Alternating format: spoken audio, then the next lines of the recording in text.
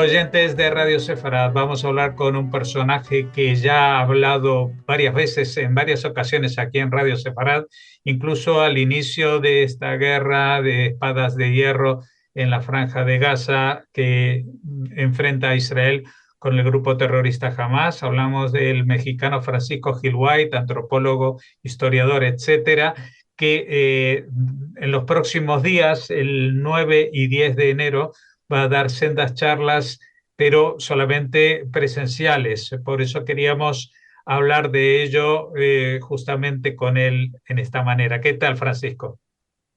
¿Qué tal? ¿Cómo estás, Jorge? Qué gusto estar de nuevo aquí. Bueno, el tema es semitismo versus antisemitismo, pero me imagino que no es una cuestión solamente teórica, que esto también tiene que ver con lo que está sucediendo justamente estos días, ¿no? Bueno, claro, porque la cuestión que vamos a discutir en esa conferencia es la respuesta que yo doy a la pregunta fundamental de por qué existe el antisemitismo. Entonces, la respuesta que yo doy, y porque es lo que todo el mundo está preguntando ahora, bueno, ¿y por qué otra vez estos ataques tan terroríficos contra el pueblo judío? ¿Por qué vemos esto siglo tras siglo tras siglo? Nunca acaba. Entonces, esta es una pregunta que está en las mentes de muchísima gente. Y la respuesta que yo doy es que lo que pasa es que estamos viendo el, la última ronda de un proceso que lleva 4.300 años. Lo que estamos viendo suceder ahorita es otro hito de una lucha que ha definido toda la historia política de Asia Occidental, que incluye a Occidente, o sea, porque Asia Occidental incluye a Europa y en el mundo moderno, pues la cultura europea incluye a todas las sociedades descendientes de la cultura europea en América y en África y en Australasia y algunos otros lugares. Entonces,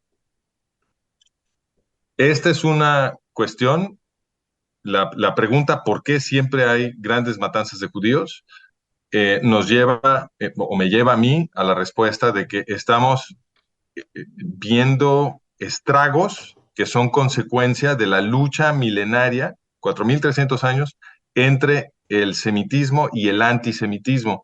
El antisemitismo la gente lo ubica sin ningún problema, porque el antisemitismo para nosotros quiere decir el odio a los judíos, no quiere decir odio a los semitas, quiere decir odio a los judíos.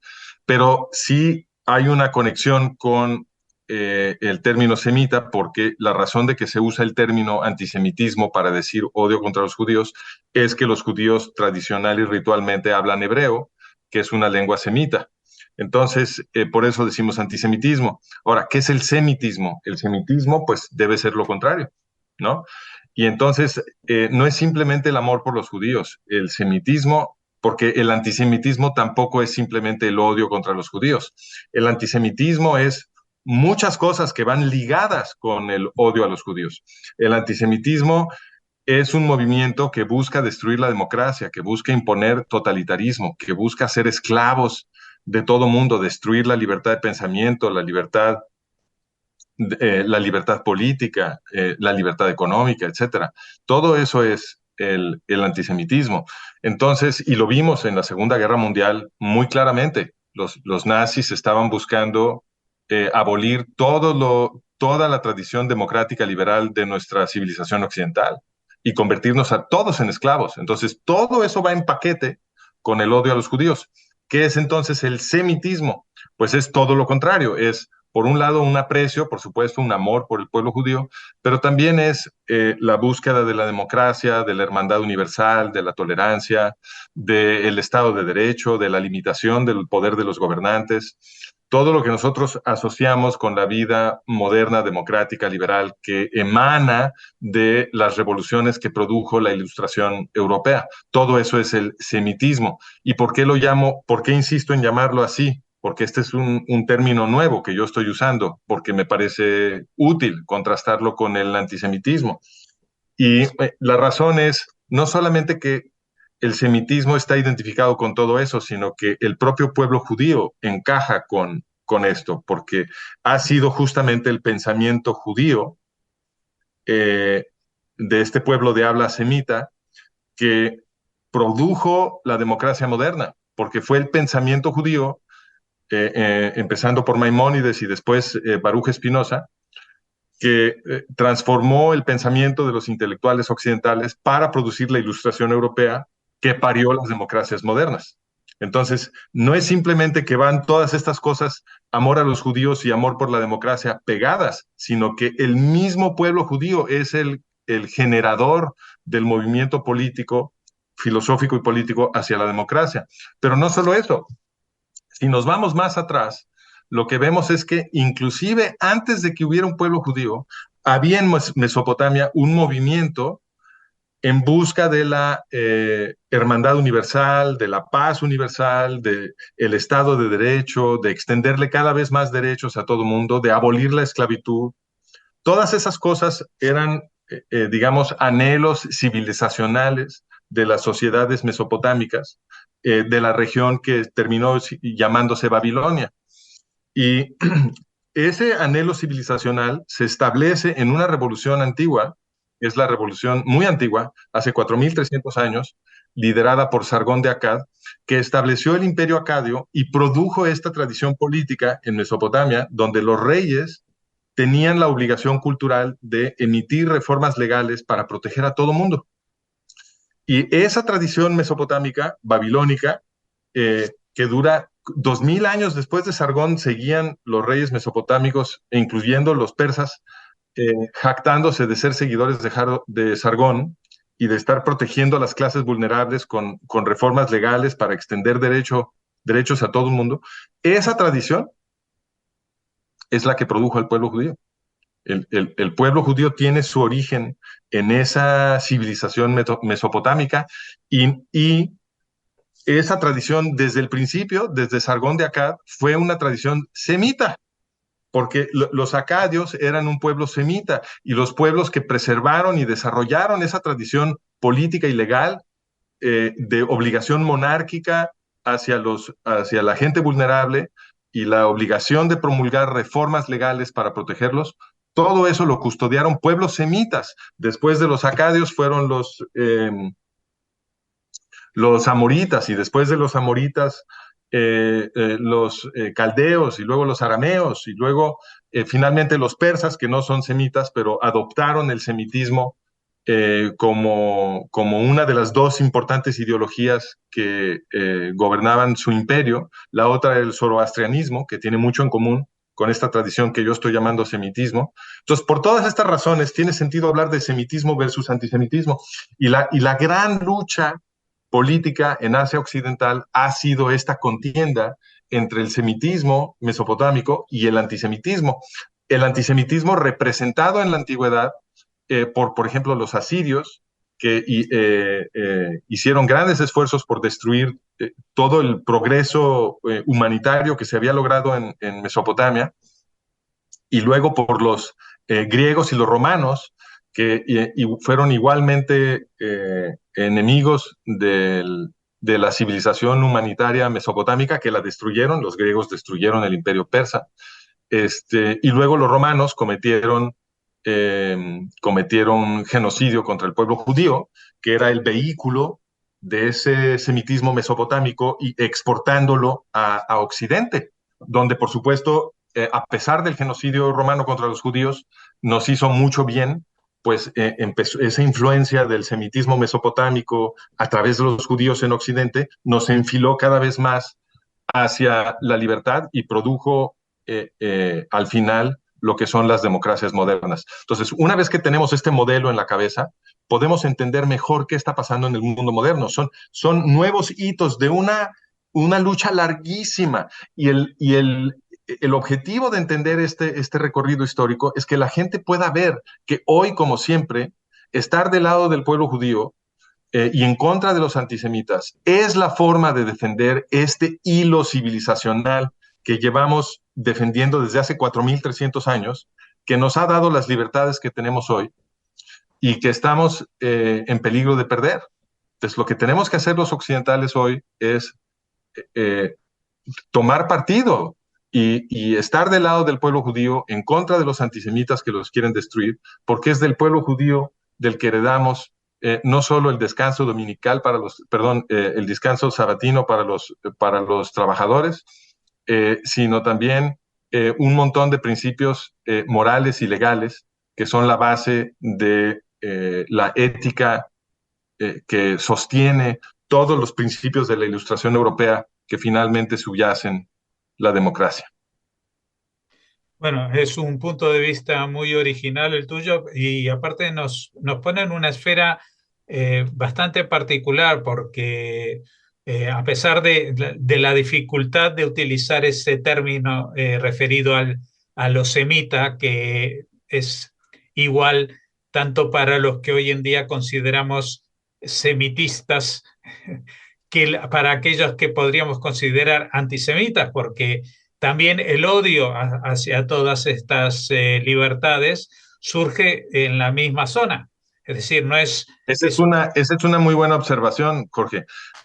Fíjate, lo que es muy importante aquí es entender que el semitismo es una ideología.